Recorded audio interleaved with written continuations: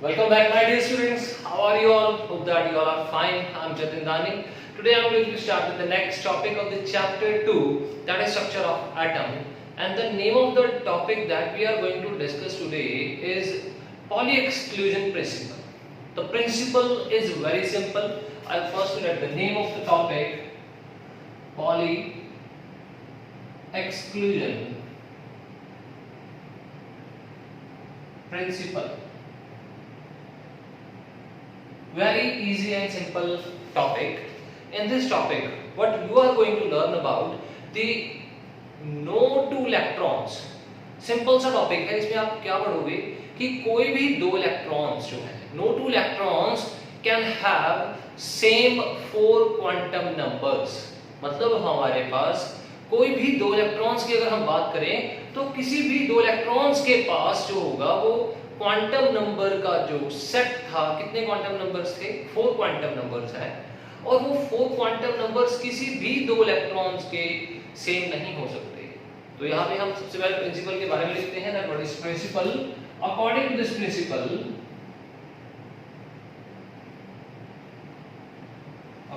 Principal, no two electrons can have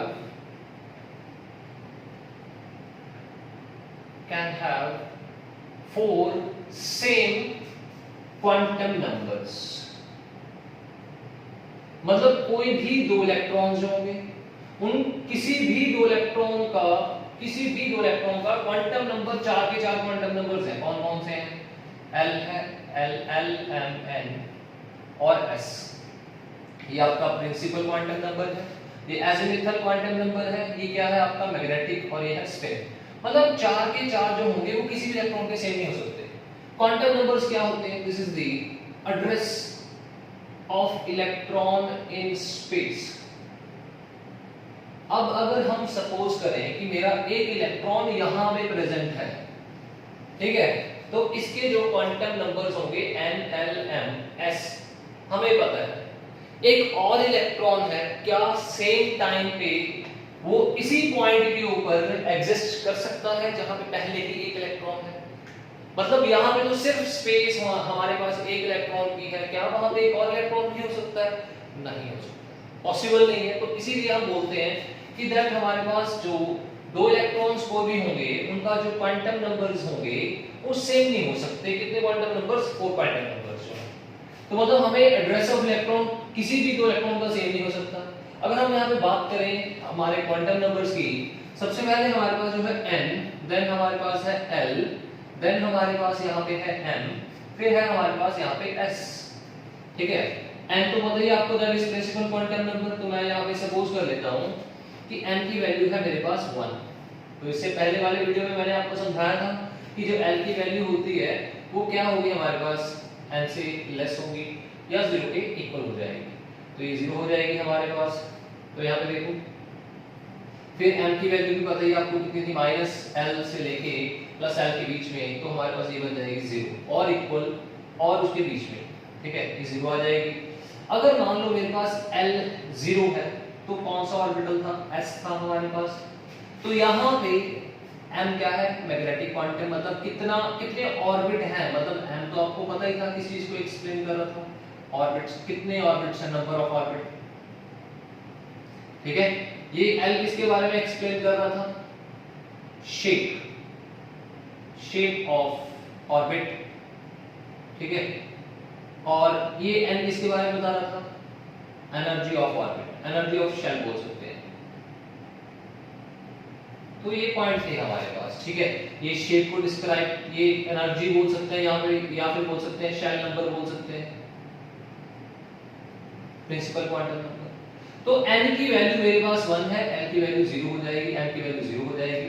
तो यहाँ पे देखो कि आपके पास एक इलेक्ट्रॉन था, तो इलेक्ट्रॉन जो है हमारे पास, अगर उस इलेक्ट्रॉन, ये रहा इलेक्ट्रॉन, ठीक है, इस इलेक्ट्रॉन का मैंने एड्रेस चेक करना है, तो इसके लिए जो N की वैल्यू है हमें 1 दे रखी है। दैट मींस ये जो इलेक्ट्रॉन होगा वो पहले शेल में है, ठीक है। फिर उसके लिए L की वैल्यू 0 दे रखी है, मतलब इसका जो सब शेल होगा वो कौन सा होगा हमारे पास, s होगा। पहले शेल पता कर लिया, कौन सा शेल है हमारे पास, वन वाला है, दैट इज वन शेल हमारे पास, फर्स्ट शेल के शेल है। और सब शेल कौन सा हो गया हमारे पास, यहाँ पे l की वैल्यू बताएगी, दैट इज s हो जाएगा। फिर नेक्स्ट हमारे पास है that is magnetic quantum number, ये हमें ये बताएगा कि कितने ऑर्बिट्स एग्जिस्ट कर रहे हैं इस शेल, सब शेल में कितने एग्जिस्ट कर रहे हैं। अगर एक ही वैल्यू है 0 है दैट इज, तो कितने हमारे पास एक ही ऑर्बिट होगा हमारे पास जो एग्जिस्ट कर रहे हैं। तो मतलब इस इलेक्ट्रॉन के बारे में हमें ये पता लग गया फर्स्ट शेल, और पहले वो फर्स्ट शेल में है, फिर हमारे पास उसका जो सब शेल है वो कौन सा है, that is your s subshell है, l की वैल्यू से पता लग गया। और उस सब शेल में सिर्फ और सिर्फ कितने ऑर्बिट हैं हमारे पास, एक ऑर्बिट है, ठीक है। और उसको हमने इस चीज से रिप्रेजेंट कर दिया, बॉक्स से रिप्रेजेंट कर दिया। वही बात होगी जैसे मान लो आपको पूछ लिया जाए किसी पर्सन को कि आप लोग कहाँ पे रहते हो, उसने बोल दिया एक मैं x सिटी में रहता हूँ, ठीक है, तो शेल उसकी सिटी हो जाएगी, फिर y हो जाएगा, x उसका एरिया है, और ये जो है उसके जो यहाँ पे सब शेल है, मतलब l इसको एरिया को रिप्रेजेंट कर रहा है, n की वैल्यू सिटी को रिप्रेजेंट कर रही है, यहाँ पे m की वैल्यू रिप्रेजेंट कर रही है घर को। घर में मतलब कितने रूम है आपके पास, यहाँ पे एक रूम है। यहाँ पे क्यों एक रूम है यहाँ पे, बिकॉज आपके पास यहाँ पे m की वैल्यू सिर्फ 0 है। इससे पहले वाले वीडियो में मैंने बहुत अच्छे से आपको एक्सप्लेन किया था कि इसकी वैल्यू 0 है तो ये 0 कैसे हो जाएगा, क्योंकि m की वैल्यू -l की ग्रेटर देन इक्वल और प्लस l के बीच में होगी हमारे पास, ठीक है। तो ये तो मैंने आपको पहले भी एक्सप्लेन कर दिया था। तो अब यहाँ पे हमारे पास देखिए जो m है इसने तो ये बता दिया कि दैट इसके पास सिर्फ एक ही रूम है हमारे पास, अब एक ऑर्बिट है। यहाँ पे आ गया हमारे पास s क्या था, स्पिन क्वांटम। तो मतलब अब देखो मैंने आपको यहाँ पे बोला कि इसके जो है कोई भी चार क्या हो जाएंगे, क्वांटम नंबर सेम नहीं हो सकते दो इलेक्ट्रॉन्स के। अब यहाँ पे देखो जो स्पिन क्वांटम नंबर है या तो क्या हो जाएगा +½ हो जाएगा या फिर क्या हो जाएगा -½ हो जाएगा, ठीक है। अब ये इलेक्ट्रॉन जो है जिसका आपको शेल पता लग गया था, उसका आपको सब शेल भी पता लग गया था और उसके ऑर्बिट के बारे में भी पता लग गया था। जब उसके स्पिन क्वांटम की बात करेंगे या तो इस इलेक्ट्रॉन की वैल्यू होगी +½ या हो जाएगी -½ लेट अस सपोज इस इलेक्ट्रॉन की जो वैल्यू है हमारे पास है +½ तो इसको हम रिप्रेजेंट कर देंगे इस फॉर्म में, ठीक है, इसको हम इस फॉर्म में रिप्रेजेंट कर देंगे। अगर मान लो एक और इलेक्ट्रॉन है हमारे पास, ये एक और इलेक्ट्रॉन आ गया, अगर इस इलेक्ट्रॉन को हम यहाँ पे लिख देते हैं, एक और इलेक्ट्रॉन भी है हमारे पास यहाँ पे, इसका भी शेल 1 है हमारे पास, इसका जो सब शेल है वो हमारे पास s है, मतलब इसके n की वैल्यू जो है वो 1 है हमारे पास। सब शेल फिर कितना हो जाएगा, अगर n 1 है l कितना हो जाएगा 0 हो जाएगा, फिर m की वैल्यू भी कितनी हो जाएगी 0 हो जाएगी, ये रहा m की वैल्यू 0 है। लेकिन इसके जो s की वैल्यू है +½ तो इस इलेक्ट्रॉन की हो चुकी है, ये वाले इलेक्ट्रॉन की, तो दूसरी वैल्यू -½ हो जाएगी, वो सेकंड वाले इलेक्ट्रॉन की हो जाएगी। तो इसका मतलब ये हुआ हमारे पास कि दैट अगर हम इलेक्ट्रॉन की बात करें, किसी भी इलेक्ट्रॉन की बात करें, तो उसके ये जो पहले 3 क्वांटम नंबर्स हैं ये तो सेम हो सकते हैं, लेकिन जो लास्ट क्वांटम नंबर है कौन सा है, that is your spin quantum number है, कि किसी भी इलेक्ट्रॉन का क्या नहीं हो पाएगा, सेम नहीं हो पाएगा। एक का अगर +½ है तो दूसरे का क्या हो जाएगा हमारे पास माइनस में चला जाएगा। सो यहां से हम एक और कंक्लूजन भी ड्रॉ कर सकते हैं, that only 2 electron, poly exclusion principal क्या हो जाएगा, that only 2 electron with opposite spin, 2 electrons with opposite spin can be represent in an orbit, ठीक है। तो एक ही ऑर्बिट में in an orbital, not orbit, orbital। तो यहाँ पे हमारे पास ये जो ऑर्बिटल था हमारे पास, कौन सा था ऑर्बिटल, ये हमारे पास यहाँ पे जिसकी वैल्यू m की 0 थी। तो पॉली एक्सक्लूजन ये बोल रहा है कि दैट एक ही ऑर्बिटल में मैक्सिमम कितने इलेक्ट्रॉन आ सकते हैं, 2 इलेक्ट्रॉन आ सकते हैं, और इन 2 इलेक्ट्रॉन्स के लिए हमारे पास n की वैल्यू, l की वैल्यू, m की वैल्यू सेम हो सकती है, लेकिन s की वैल्यू सेम नहीं होगी। अगर एक के लिए प्लस हाफ हो जाएगी, दूसरे के लिए कैसे हो जाएगी, माइनस हाफ हो जाएगी। ठीक है, और एक चीज बहुत इंपॉर्टेंट यहाँ पे देखने वाली है कि ये जरूरी नहीं है कि अगर हम अपवर्ड एरो डाल रहे हैं इसका मीनिंग प्लस हाफ है, no, it can be minus half. Downward का मीनिंग भी है, it can be plus half और it can be minus half. So this is your Pauli exclusion principle, very simple principle. Please note it down so that we will proceed to the questions, 1 or 2 questions related to the Pauli exclusion principle. Note it down, please.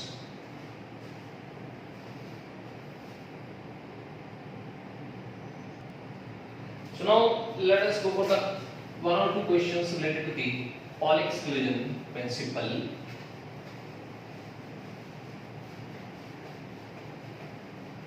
Very simple and very easy questions. So let us start. So the first question is find the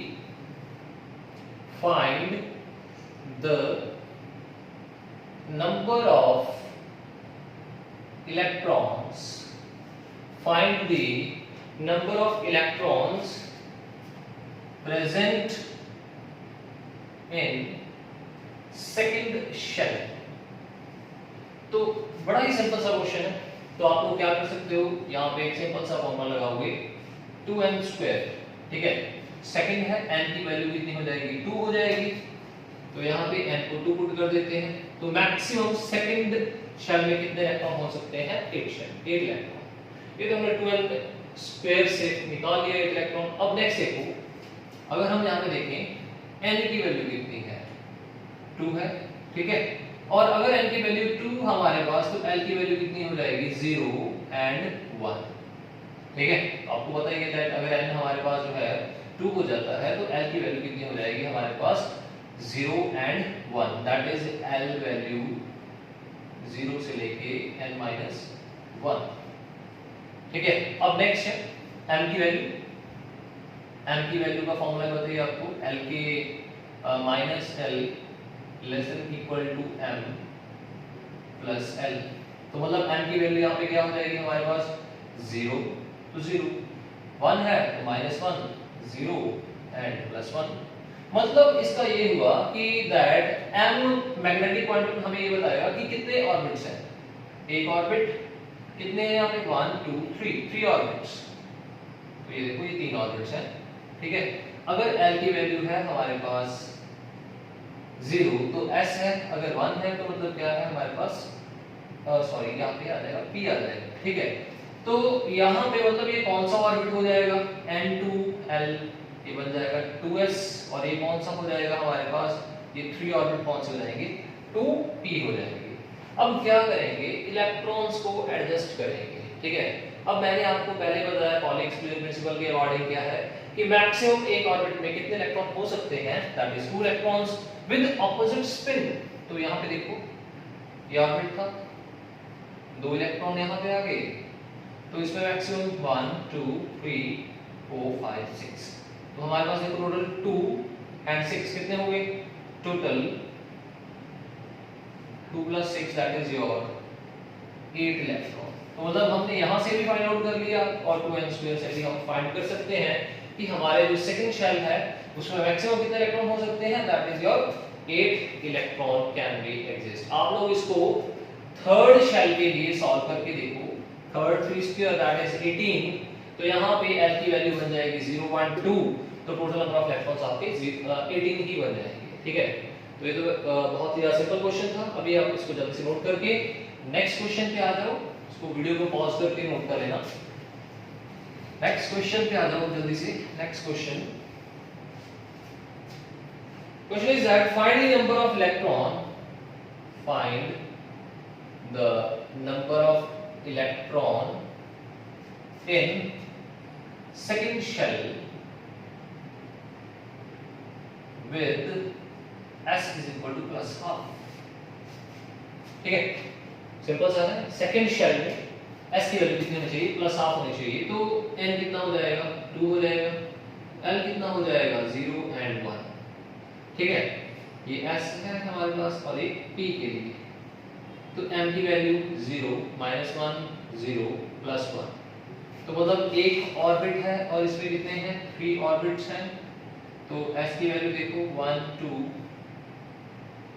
plus 2 electron 5 6 4 5 6 electron यहाँ पे हो चुके हैं। तो अभी अब question ये है हमारे लिए कि दैट सेकंड शेल में s+ वाली वैल्यू कितनी है, कितने इलेक्ट्रॉन्स हैं। अब तुम यहाँ पे क्या करोगे, किसी एक को अज्यूम कर लो, अपवर्ड एरो को हम प्लस कंसीडर कर लेते हैं, जरूरी नहीं आप डाउनवर्ड को भी डाउनवर्ड एरो को भी कर सकते हो। अपवर्ड एरो को कंसीडर कर लें, तो यहाँ पे मैंने अपवर्ड एरो को क्या कर लिया, कंसीडर कर लिया एज s पॉजिटिव, तो मतलब कितने हैं पॉजिटिव वाले 1 2 3 and 4, that means total number of electrons will be 4 electrons in second shell having s is equal to +2। तो ये हमारे पास था second question from the Paul exclusion principle, जिसमें हमने s जो है वो +½ वाले इलेक्ट्रॉन्स के बारे में बता दिया कि कितने इलेक्ट्रॉन होंगे, दैट इज योर 4 इलेक्ट्रॉन्स। तो जल्दी से इसको भी नोट कर लो क्वेश्चन को। तो अभी हम चलते हैं हमारे नेक्स्ट टॉपिक के ऊपर। Next topic is that is Aufbau principle, इसको रब कर देते हैं।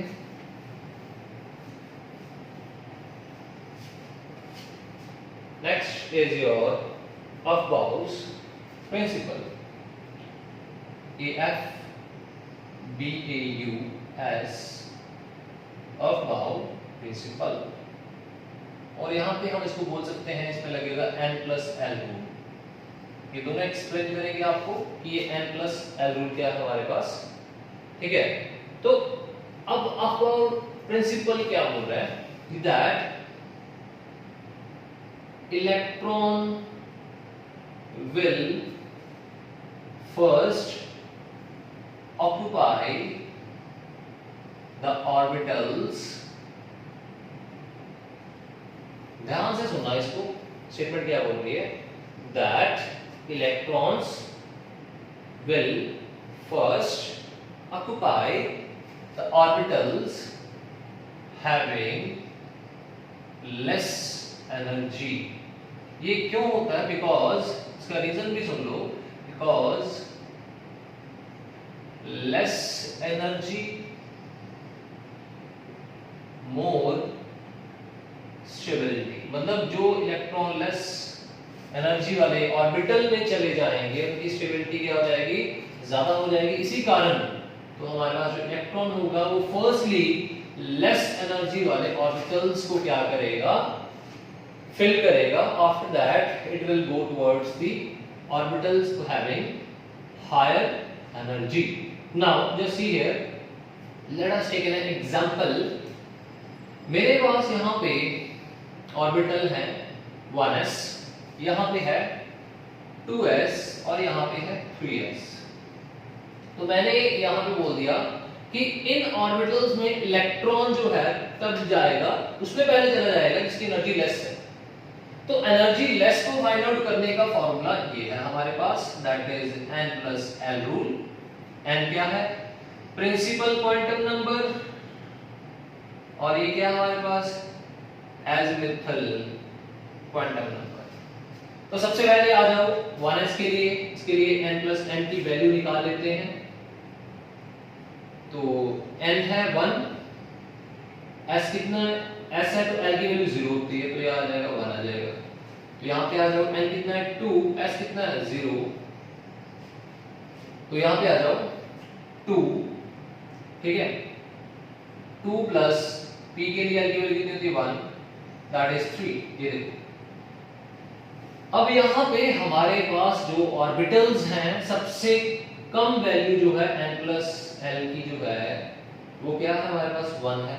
और आप लोगों ने याद रखना है n+l जो है वो डायरेक्टली प्रोपोर्शनल है एनर्जी के।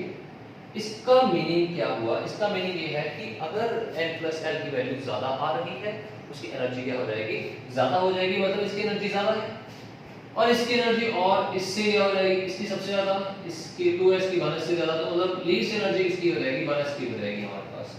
तो मतलब क्या हुआ, जो आपका इलेक्ट्रॉन है सबसे पहले कौन से ऑर्बिटल में चला जाएगा, 1s में चला जाएगा। After that it will go towards 2s, after that it go towards 2p। तो ये हमारे पास क्या था, that is your Aufbau principle, that electron will first occupy the orbital possessing less energy, lower energy बोल सकते हैं, less नहीं बोलेंगे तो इसको बोलेंगे हम that possess having lower energy, lower energy। तो अभी एक और एग्जांपल लेते हैं, let us consider we have another example। तो मेरे पास यहाँ पे कुछ ऑर्बिटल्स और ले लो आप लोग यहाँ पे, let us take another example of orbitals। मेरे पास यहाँ पे है 1s है, then we have 2s, then 2p, then 3d, then 5s, then 6s। ठीक है, 6s में इसको ले लो आप लोग, 4d ले लो। तो अभी क्या करना है, arrange according to their energy, energy के अकॉर्डिंग अरेंज करना है, इंक्रीजिंग ऑर्डर में, इंक्रीजिंग ऑर्डर। चलिए चलते हैं, पहले 1s के लिए n+1 रूल लगेगा, वैल्यू कितनी हो जाएगी 1, 1 + 0 1, इसके लिए 2 + 0 2, 2 + 1 3, पता ही आपको 2 + 1, l की वैल्यू 1, 2 + 0 1 + 0 3 + 2, और 3 + 2 कितना आ जाएगा 5, 5 + 0 5, यहाँ पे कितना आ जाएगा हमारे पास, देखो that is your 4d, 4 plus क्या आ जाएगा हमारे पास, d के लिए कितना आ जाएगा, दैट इज 1 आ जाएगा हमारे पास, सॉरी 2 आ जाएगा, तो कितना हो जाएगा ये 6 हो जाएगा। ठीक है, तो ये हमारे पास क्या है, कुछ ऑर्बिटल्स की एनर्जी की वैल्यू दे रखी है, और जिसमें क्या होगा हमारे पास यहाँ पे इसको हम अरेंज कर देंगे, किसके अकॉर्डिंग अरेंज कर देंगे, that is increasing order of their energy. तो जिसकी वैल्यू सबसे कम हो जाएगी वो सबसे आगे आ जाएगा, और जिसकी वैल्यू क्या हो जाएगी, ज्यादा हो जाएगी, वो कहाँ पे चला जाएगा, आपका पीछे चला जाएगा। ठीक है, तो ये तो था हमारे पास, that is your Aufbau principal. अब इसमें आप लोग देख सकते हैं इनको कैसे अरेंज करेंगे हम लोग, थोड़ा सा आपको बता भी देते हैं। यहाँ पे लेट अस से मेरे पास यहाँ पे 1s है, like 2s is there, 3s is there, 4s, 5s, 6s। ठीक है, अब यहाँ पे मेरे पास 2p एग्जिस्ट कर रहा है, यस एग्जिस्ट करता है, 3d भी एग्जिस्ट कर रहा है, 3d भी एग्जिस्ट करता है, यहाँ पे आ जाएगा 4p, 4d, 4f भी एग्जिस्ट करता है यहाँ पे, 5p एंड 5d, 5f। तो आपको जब इलेक्ट्रॉनिक कॉन्फ़िगरेशन वाला टॉपिक होगा, इसको और डिटेल में करवाएंगे। आपको जस्ट अफबाउ प्रिंसिपल के बारे में बता रहे हैं, इसलिए मैंने इसको लिख के थोड़ा समझा रहा हूँ आपको। तो यहाँ पे आ जाएगा हमारे पास 6p आ जाएगा। ठीक है, यहाँ पे अगर हम 7s की बात करें 7s भी आ जाएगा हमारे पास। अभी क्या करेंगे, इसको हम क्या करेंगे, increasing order of the energy के अकॉर्डिंग हम क्या करेंगे, इसको अरेंज करेंगे। तो ये देखो, ये मेथड भी हमारे पास सूटेबल है। स्ट्रॉन्ग एरोस, आपको पता लग जाएगा कौन सा ऑर्बिट पहले आएगा, कौन सा बाद में आएगा।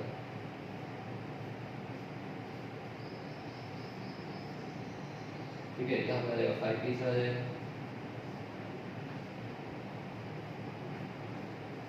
यहाँ पे 7s। ठीक है, अब करना क्या है आप लोगों ने, 1s सबसे पहले आ जाएगा, तो यहाँ पे 1s है हमारे पास। फिर नेक्स्ट क्या है हमारे पास, देखो 2s आएगा, मतलब ऐसे चलेंगे। ठीक है, 2s आ जाएगा हमारे पास। अब 2s के बाद जो है ये एरो ऐसे चला जाएगा इधर को, 2s के बाद आ जाएगा हमारे पास 2p आ जाएगा, 2p से हमारे कौन सा आ जाएगा 3s, 3s के बाद क्या आ जाएगा हमारे पास 3p आ जाएगा। तो मतलब इस फॉर्म में हमारे पास क्या बन जाएंगे, पूरे ऑर्बिट्स बन जाएंगे according to their energy. 3p आ गया, 3p के बाद देखो क्या आ जाएगा हमारे पास, यहाँ पे 4s, 4s के बाद क्या आ जाएगा, 4s के बाद यहाँ पे 3d, 3d के बाद देखो क्या आ जाएगा 4p, 4p के बाद क्या आ जाएगा 5s आ जाएगा। तो मतलब इस फॉर्म में क्या कर सकते हैं हम, ऑर्बिटल्स को अरेंज कर सकते हैं according to their increasing order of their energy. ठीक है, तो सबसे कम एनर्जी हमारे पास माइनस की, इसके बाद नेक्स्ट ऑर्बिटल चलते जाते हैं। So this is your Aufbau principle according to which the electrons are going to be filled in a orbital. So you can pause the video and note it down please.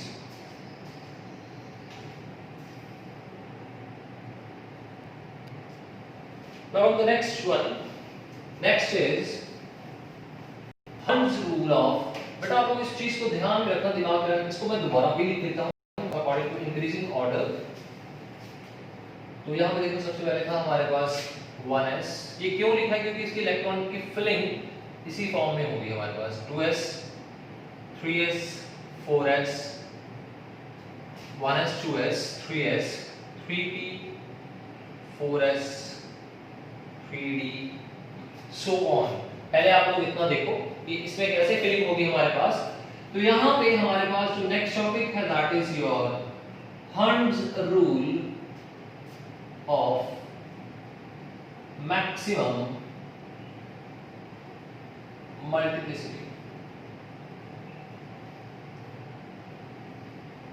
Hund's maximum multiplicity। अब ये Hund's rule क्या बोला? What does the Hund's rule says? पहले आप 5-6 elements देखो, उसमें हम electron को फिल करेंगे, जहां पे जाके Hund's rule एप्लीकेबल होगा वहीं से मैं आपको बताऊंगा कि यहाँ पे Hund's rule एप्लीकेबल है या नहीं।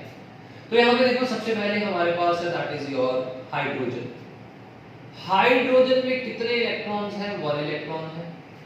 और एक चीज तो आपको पता होगी कि s ऑर्बिटल के लिए l की वैल्यू जो होती है वो कितनी होती है? 0। अगर l की वैल्यू 0 है, यहां पे देखो l m 0 for s orbital, और m में कितने ऑर्बिटल हो जाएंगे? 1।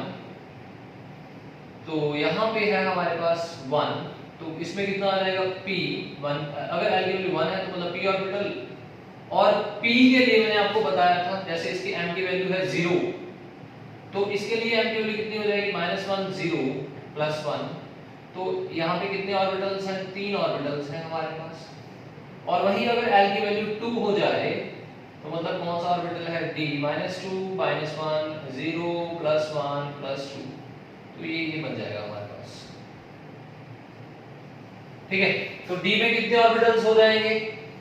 5 हो जाएंगे। ये पहले भी आपको वीडियो में एक्सप्लेन किया था कि कैसे ऑर्बिटल्स हमारे पास इसमें होते हैं।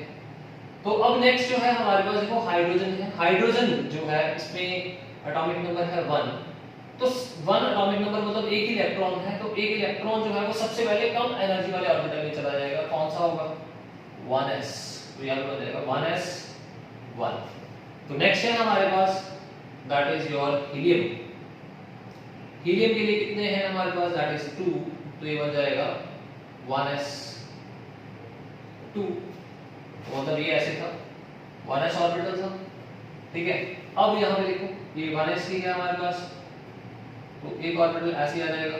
2 इलेक्ट्रॉन है, एक अपवर्ड एक डाउनवर्ड, आपको पता ही है, एक +½ एक क्या जाएगा? -½ हो जाएगा। थर्ड हमारे पास दैट इज लिथियम। लिथियम के लिए कितने इलेक्ट्रॉन्स हैं हमारे पास? 3 इलेक्ट्रॉन्स हैं। तो 1s2। इसमें तो मैक्सिमम 2 हो सकते हैं, क्या इसमें 3 हो सकते हैं? नहीं, वो पॉली एक्सक्लूजन प्रिंसिपल को गलत हो जाएगा वहां। तो यहाँ पे मतलब 2 इलेक्ट्रॉन मैक्सिमम एक ऑर्बिट में हो सकते हैं। तो नेक्स्ट कौन सा हो जाएगा हमारे पास 1s के बाद? 2s। 2s having 1, that means here are 2s। अगर हम यहाँ पे 1s को भी ड्रॉ करें, 1s ये 2s, तो ये ऐसे बन जाएगा हमारे पास। ठीक है, अब नेक्स्ट है हमारे पास दैट इज योर बोरोन है, देन बेरिलियम है, देन बोरोन है। अब हम डायरेक्टली चलते हैं यहाँ पे कार्बन के ऊपर। कार्बन का एटॉमिक नंबर 6। तो इसकी फिलिंग करते हैं, ये ऐसे आ जाएगा 1s2। कितने इलेक्ट्रॉन रहेंगे पीछे? 4 इलेक्ट्रॉन रहेंगे। तो 4 इलेक्ट्रॉन कैसे आ जाएंगे हमारे पास? नेक्स्ट यहाँ पे आ जाएगा 1s के बाद आ जाएगा 2s2 आ जाएगा। 4 हो गए, कितने रह गए? 2 रह गए। अब नेक्स्ट कौन सा है? That is p orbital. p orbital में कितने? यहाँ देखो 2p है, सब शेल है, इसमें कितने ऑर्बिटल्स हैं? 3 है हमारे पास। तो हम इसको ऐसे 2p डायरेक्टली लिख लेते हैं। 2p 2 2 + 2 + 2 इलेक्ट्रॉन फिल हो रहे हैं। पहले इसमें 2, देन नेक्स्ट वाले में 2, देन नेक्स्ट वाले में 2। ठीक है, अगर हम p के ऑर्बिट पहले हम इस पे ड्रॉ करते हैं 1s के, 1s 2 इलेक्ट्रॉन आ चुके हैं ये देखो। अब आ जाओ 2s के ऊपर, ये 2s के भी 2 इलेक्ट्रॉन आ चुके हैं ये। नेक्स्ट कौन सा है हमारे पास? 2p है। 2p मतलब कितने ऑर्बिट्स हैं? 3। ये देखो 2p। अब यहां पे हमारे पास जो आपका रूल है, हंड्स रूल जो है वो एप्लीकेबल होगा। कैसे एप्लीकेबल होगा ध्यान से देखना आप लोगों ने। कुछ बच्चों के दिमाग में आएगा कि 2 इलेक्ट्रॉन है, हम ऐसे ऐसे लगा देते हैं। ये गलत है।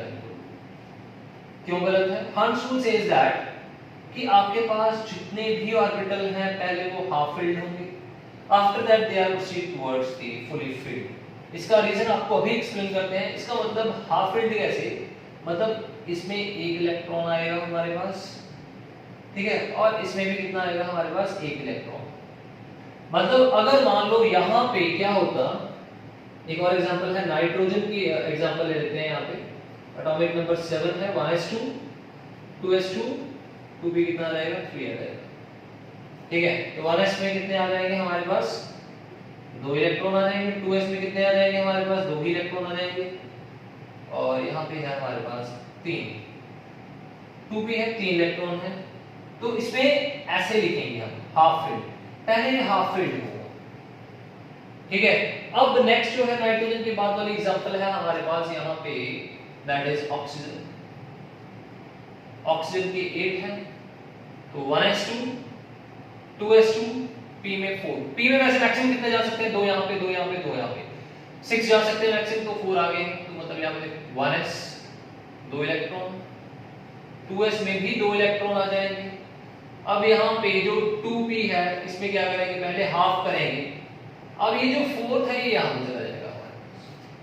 तो ऐसे फिलिंग होगी कौन से रूल के according? Hund's rule of maximum multiplicity. अब यहाँ पे क्वेश्चन अराइज ये है कि that what is called maximum multiplicity, जिसमें इसका रूल भी आपको और अच्छे से क्लियर हो जाएगा। तो रूल के मैक्सिमम मल्टीप्लिसिटी का मीनिंग क्या है हमारे पास? तो यहाँ पे देखो आप लोगों ने, लेट अस सपोज मैं कार्बन की एग्जांपल ले रहा हूं। कार्बन में जो एटॉमिक नंबर कितना था? 6 था, 1s2 था, 2s2 2p6 था, तो 1s ये रहा 2 इलेक्ट्रॉन्स है, 2s ये रहा 2 इलेक्ट्रॉन्स है, ये रहा 2p। तो मतलब एक इलेक्ट्रॉन यहाँ पे, सॉरी बेटा यहाँ पे 2 आएगा, 2 + 2 + 2 6। तो यहाँ पे 2 इलेक्ट्रॉन्स है। अगर मान लो आप लोगों ने क्या किया, ये ऐसे लिख दिया ऐसे, ठीक है। तो इसकी जो अभी मल्टीप्लिसिटी काउंट करते हैं, मल्टीप्लिसिटी का काउंट करने का वे क्या है हमारे पास? आप लोगों ने इसके स्पिन्स को ऐड कर देना है। अगर ये +½ है ये, तो ये क्या हो जाएगा? -½ हो जाएगा। +½ -½ कितना हो जाएगा? 0। पर हमारे पास जो आंसर है वो मैक्सिमम आना चाहिए। मैक्सिमम कौन से और तरीकों से आ सकता है? ये देखो, अगर मैं इलेक्ट्रॉन को ऐसे लगा दूं, एक यहाँ पे, एक यहाँ पे, चाहे आप इसको प्लस ले लो, चाहे आप इसको माइनस ले लो, मैग्नीट्यूड है वो इसका 0 आ रहा है हमारे पास। तो अब यहाँ पे इसका है हाफ, इसका भी हाफ, तो कितना आ जाएगा हमारे पास? 1 हाफ कितना हो गया? 1। मतलब अगर मेरे पास 2 इलेक्ट्रॉन्स हैं और उनकी वैल्यू जो है हमारे पास ऐसे फिल करने से 1 मतलब मैक्सिमम आ रही है, तो हमारे पास वो मेथड जो होगा इलेक्ट्रॉन को फिल करने का बिल्कुल करेक्ट मेथड होगा। So that's why this is called Hund's rule of maximum multiplicity. यहाँ पे अगर ये चीज आपको नहीं समझ में आई तो एक और एग्जांपल भी है हमारे पास यहाँ पे, दैट इज ऑफ नाइट्रोजन। अगर नाइट्रोजन की बात करें तो 7 है, 1s2 2s2 2p6 sorry 2p6 नहीं आ जाएगा, ये आ जाएगा 2p3 आ जाएगा। अब 1s में तो आप लोग फिल कर दोगे ऐसे, 2s में भी ऐसे कर दोगे हमारे पास। अब जब p की बात हो रही है तो p ऑर्बिटल्स हैं। अगर सपोज करो आप लोगों ने इसको ऐसे फिल कर दिया, तो इसकी मल्टीप्लिसिटी काउंट कर लो कितनी आएगी? +½ -½ 0, ये +½ सिर्फ हाफ है। अगर आप इसको ऐसे फिल कर रहे हो, half half half half half then +½ ये बन गया 1½ दैट इज 3/2। इससे तो ये ग्रेटर है, मतलब वैल्यू आपकी ग्रेटर आनी चाहिए, मैक्सिमम वैल्यू आनी चाहिए। तो अगर आपके पास मैक्सिमम वैल्यू एग्जिस्ट कर रही है, आ रही है, तो that means that will be the correct option to fill the orbitals. और वो करेक्ट ऑप्शन क्या है कि आपके पास जितने भी ऑर्बिटल है पहले हाफ फिल्ड होंगे, उसके बाद फुली फिल्ड की तरफ चलेंगे। सो this is your Hund's rule of maximum multiplicity. तो आज हमने यहाँ पे 3 प्रिंसिपल्स को पढ़ लिया। First is your Pauli exclusion principle, the second one is your Aufbau principle, the third is your Hund's rule. Hope that जो आपको आज मैंने यहाँ पे वीडियो में करवाया है, समझाया है, it is clear to each and every student. So thank you students.